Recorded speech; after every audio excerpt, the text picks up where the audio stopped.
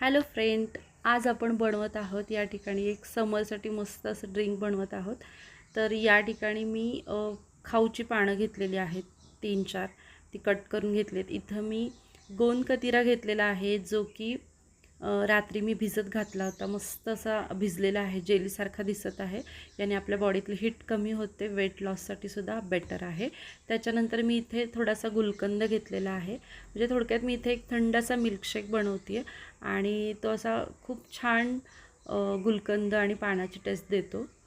तर लहान मुलांना पण खूप आवडतो, लहानांपासून मोठ्यांपर्यंत आपण हे पेय घेऊ शकतो। तर ह्याच्यामध्ये एक 2-3 चमचे मी गुलकंद टाकलेला आहे आणि नंतर मी फ्रीजमध्ये ठेवलेलं दूध होतं ते दूध याच्यामध्ये घालून घेतलेलं आहे। मी याच्यामध्ये सब्जा वगैरे ॲड नाही केलेला, तर तुम्हाला हवा असेल तर तुम्ही करू शकता। थोडीफार बडीशेपसुद्धा टाकू शकता तुम्ही। तर मी एवढ्याच गोष्टी टाकलेल्या आहेत। हे बघा, दूध मी या ठिकाणी टाकून घेत आहे आणि आता मस्त असं हे मी बारीक वाटून घेणार आहे, मिक्स करून घेणार आहे।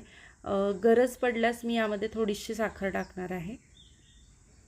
अशा पद्धतीने हा मस्त असा पान आणि गुलकंदाचा मिल्कशेक झालेला आहे।